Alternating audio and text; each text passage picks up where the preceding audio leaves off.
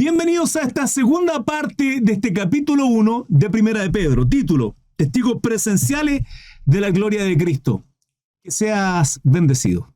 Continuamos. Cambio de pantalla por acá por Facebook y continuamos con el tema segunda de Pedro, capítulo 1, versículo del 16 en adelante. Segunda de Pedro, capítulo 1, versículo del 16 al 21.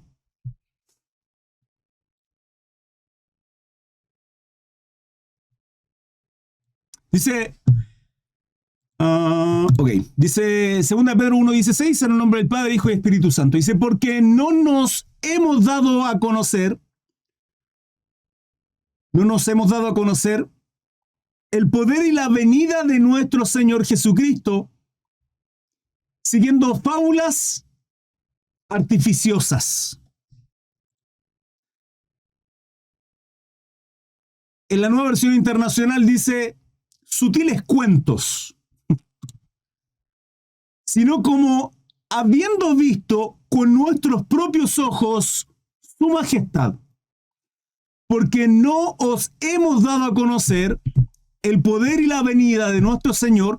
Pedro está hablando de cómo les predicó, cómo se les enseñó esta doctrina, ¿sí? ¿Qué doctrina? La venida de nuestro Salvador Jesucristo. Siguiendo fábulas artificiosas, sino como habiendo visto con nuestros propios ojos su majestad. 17. Pues cuando Él recibió de Dios Padre honra y gloria, cuando fue glorificado nuestro Señor, luego de su ascensión, le fue enviada desde la magnífica gloria una voz que decía: este es mi Hijo amado en el cual tengo complacencia. Aquí está hablando del relato cuando es bautizado, ¿sí? En el Jordán por Juan el Bautista. Y nosotros oímos esta voz enviada del cielo cuando estábamos con Él en el Monte Santo. Aquí hablando de la cruz.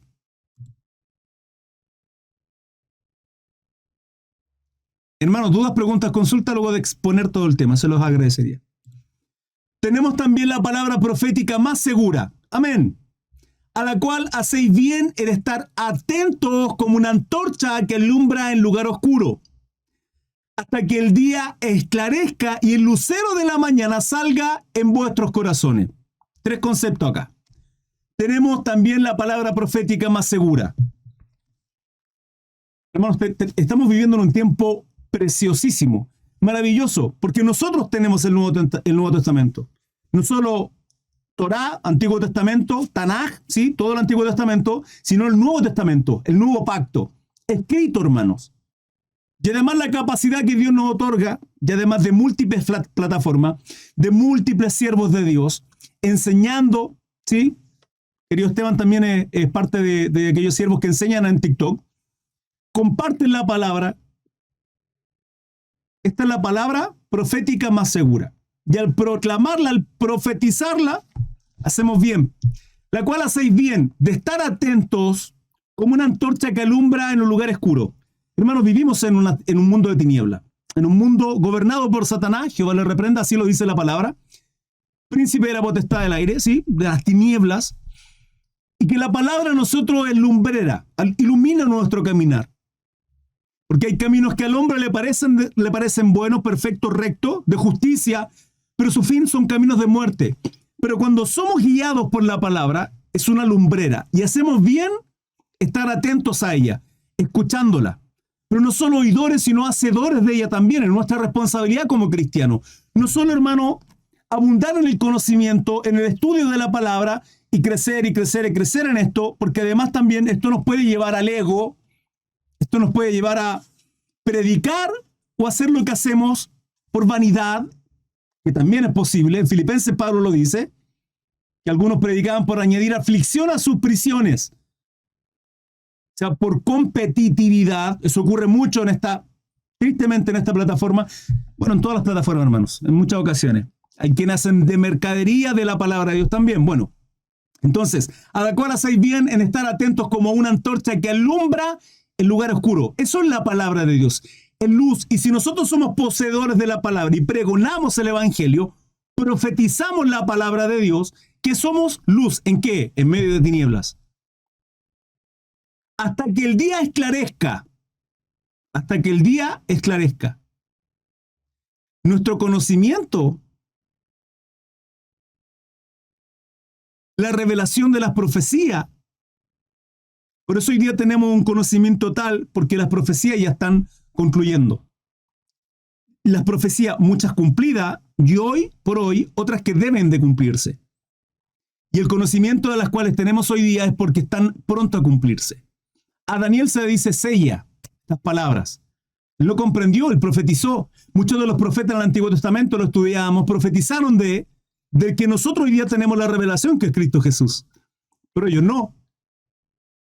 Nosotros vemos, hermanos, vemos el cumplimiento de estas profecías a través de la palabra hoy. Ellos profetizaron. Por lo tanto, nosotros tenemos el canon perfecto. Y esto es la palabra perfecta, segura. Por eso no podemos dejar de conmovernos o de movernos o apartarnos, ¿sí? O apostatar incluso de aquello en lo cual hemos creído. Convicciones firmes, hermano. Convicciones. No podemos ser llevados por ninguna clase de doctrina o incluso, como lo dice acá Pedro, artífice. Versículo. ¿Qué dice, hermano? Permítame. No sé qué dice.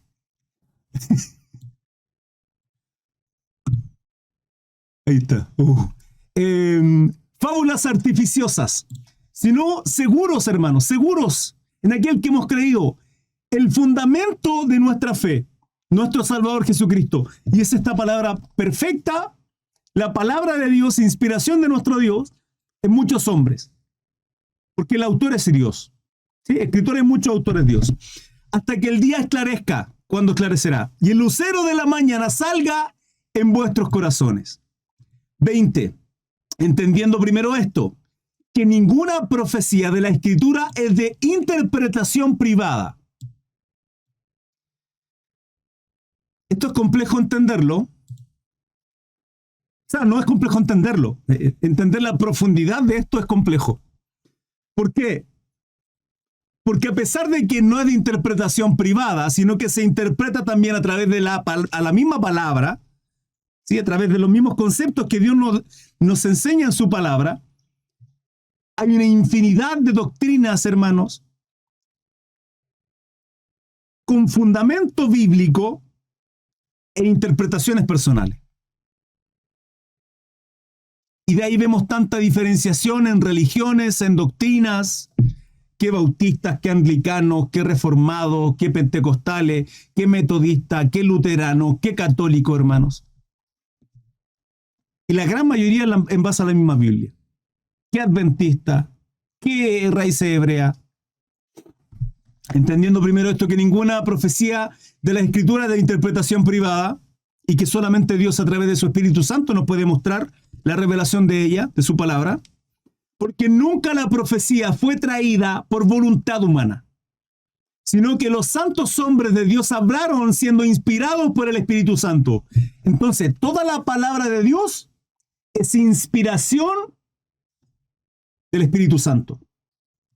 Vuelvo al 20. Entendiendo primero que ninguna profecía completa, hermano, esto es completa, ¿sí? Que ninguna profecía de la Escritura es de interpretación privada, porque nunca la profecía fue traída por voluntad humana, siendo que los santos hombres de Dios hablaron siendo inspirados por el Espíritu Santo. Y acá quiero hacer un pequeño, muy breve alto antes de dar tiempo para dudas, preguntas y consultas. Yo esto se lo reitero constantemente a mi esposa y digo, mi amor, ¿sabes tú? Yo veo que hay cosas que no son literalmente textuales, ¿sí? Que de pronto el Señor a través de su inspiración nos deja absolutamente claro algo, ¿sí? Y que podemos buscar de acá, y de ahí saltan estas doctrinas secundarias y terciarias incluso, que dividen tanto el cuerpo de Cristo. Pero ¿saben? Yo creo que ahí es cuando Dios deja obrar el corazón del hombre, de los siervos de Dios, para ver cómo se interpreta y cómo llevan a cabo estas doctrinas.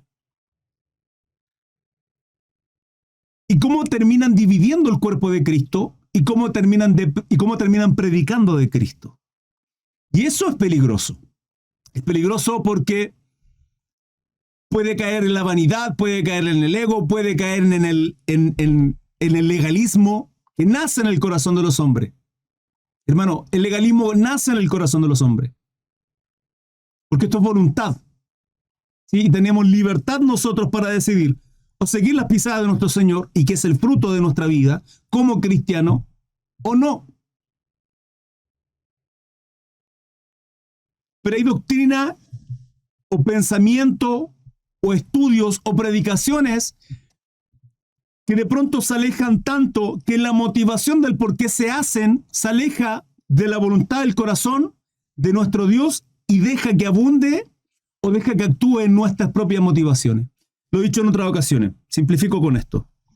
La palabra nos dice que somos capacitados para toda buena obra. Por lo tanto, ¿sí? La verdadera religión, dice Santiago, es aquella que se preocupa de los necesitados, de las viudas y de los pobres. La verdadera religión. Cual sea el nombre, la verdadera religión. Por lo tanto, si yo hago eso, estoy en la verdadera religión. ¿Sí? Si yo hago eso, sigo las pisadas de mi Señor. Porque estoy llamado a ello, ¿sí? A predicar, a evangelizar, a hacer esas obras.